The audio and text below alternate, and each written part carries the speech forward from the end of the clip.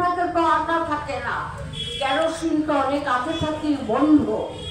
তো পুজোর সময় নাটক করেছিল 1 কেজি চিনি বিনামূল্যে দিয়ে, নাটক করেছিল বিজেপি সরকার। এখন রেশনিং ব্যবস্থাটা কর্পোরেট মালিকদের হাতে তুলে দেবে। রেগা প্রকল্পটাকে একেবারেই তুলে দেওয়ার ধারণায় আছে।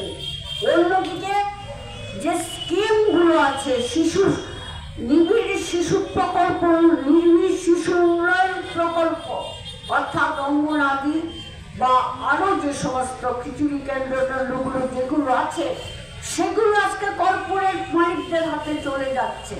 কেন্দ্রীয় সরকার, বিজেপি, আরএসএস এর নেতৃত্বে বিজেপি সরকার হাত পা ধুয়ে সিংহাসনে বসে আছে আর রামের ধ্যান করছে ভারতবর্ষটাকে হিন্দু রাষ্ট্রে পরিণত করা।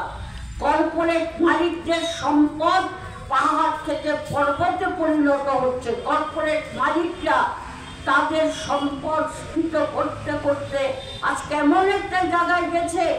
আমি আপনাদের আজকে বলতে চাই যে আদানি আম্বানিদের বিরুদ্ধে শুধু বামপন্থীরাই বলতো, আর নরেন্দ্র মোদী নত জানু হয়ে এদের কাছে আত্মসমর্পণ করত, কারণ আদানি আম্বানি তার জিগরি দোষ।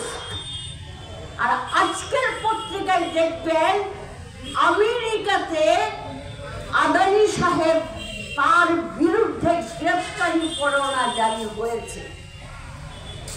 আমি পুরো সংবাদটা খুঁটিয়ে খুঁটিয়ে পড়তে সময় পাইনি, চলে এলাম এখানে।